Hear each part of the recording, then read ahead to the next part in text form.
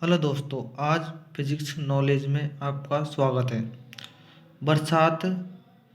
आज हम फिजिक्स के वे सवालों को पढ़ेंगे जो परीक्षा परीक्षा की दृष्टि से बहुत ही महत्वपूर्ण हैं।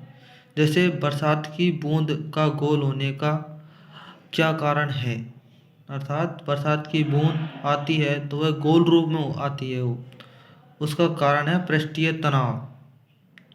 जैसे लालटेन की बत्ती में तेल का ऊपर चढ़ना किसके कारण होता है ना। लालटेन है, आपके पास है लालटेन, उसकी बत्ती होती है।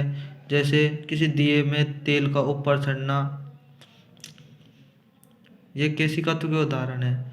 जैसे तौलिया का एक भाग भिगोने पर दूसरा भाग स्वतः ही भीग जाता है, ये केशिकत्व के कारण होता है। केशिकत्व के कारण ये होता है। ये हम आपको और बताते हैं। ये सूर्योदय से पहले तथा सूर्यास्त के बाद सूर्य का दिखाई क्यों देता है। मतलब सूर्योदय से पहले भी और सूर्यास्त के बाद भी सूर्य दिखाई देता है हमें। किस कारण दिखाई देता है। अपवर्तन के कारण, प्रकाश का अपवर्तन होता है जिस कारण होता है। हीरे का चमकना, मरीचिका, ऑप्टिकल फाइबर पूर्ण आंतरिक परावर्तन के उदाहरण है। मरीचिका क्या होती है। मरीचिका वो होती है जब रेगिस्तान में हमें दूर दूर तक देखते हैं तो हमें ऐसा प्रतीत होता है कि आगे जल है, जल का कोई स्रोत है ऐसा दिखता है, पर वहाँ पर कोई जल वल नहीं होता। ये मरीचिका के कारण होता है। इसे मरीचिका कहते हैं। नाभिकीय विखंडन, यह परीक्षा में बहुत ही महत्वपूर्ण है। यह क्वेश्चन बार बार आता है।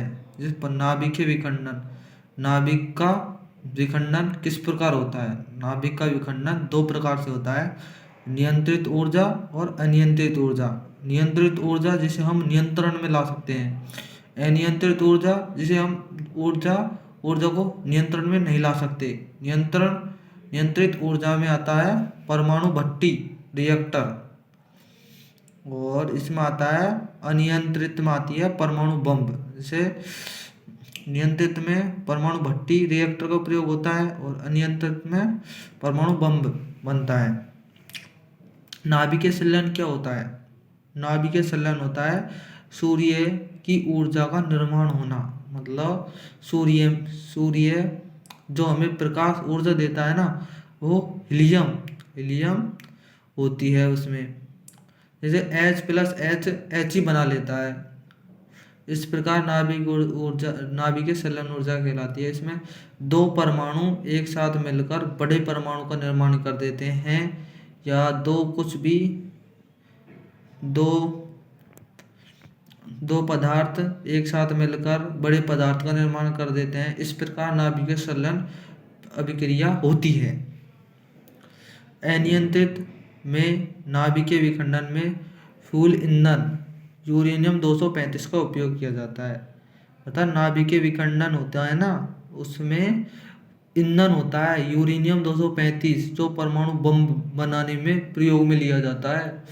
यूरेनियम 235 और पोलोनियम भी लिया जाता है, पर यूरेनियम 235 का तो प्रयोग किया जाता है इसमें। और आता है नाभिकीय विखंडन को रोकने के लिए किस मंदक का प्रयोग करते हैं। यह क्वेश्चन परीक्षा में 10वीं 12वीं और रीट, ये बहुत जगह पर पूछा जाने वाला क्वेश्चन है। ये मंदक का प्रयोग होता है। इसमें मंदक कौन कौन से होते हैं। भारी जल D2O और ग्रेफाइट। भारी जल D2O को ही कहा जाता है। नियंत्रित छड़, मतलब इसको परमाणु बम को मतलब नियंत्रित करने के लिए कौन सी छड़ों का प्रयोग किया जाता है जिस परमाणु बम नहीं बने, इस प्रकार नियंत्रित कर सके ऊर्जा को। कैडमियम और बोरॉन की छड़ों का प्रयोग किया जाता है इसमें।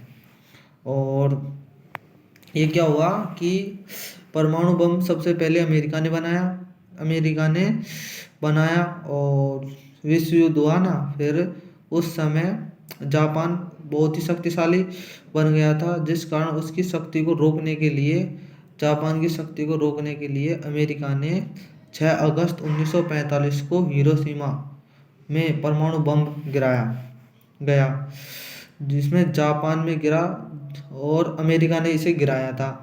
इसमें बहुत सारे लोग, लाखों लोग मारे गए और इससे अनेक तरह की बीमारियां, जिससे आज भी लोग सुनकर घबराते हैं, ऐसी प्रकार की बीमारियां वहाँ पर होने लग गई। अब वो अब इसका प्रभाव बहुत कम रह गया है वहाँ पर। 9 अगस्त और 1945 को नागासाकी में भी गिरा परमाणु बम। अमेरिका ने उनकी शक्ति को कमज़ोर करने के लिए यह बम गिराया था। Thank you. आपको वीडियो अच्छे लगे तो लाइक और सब्सक्राइब करना।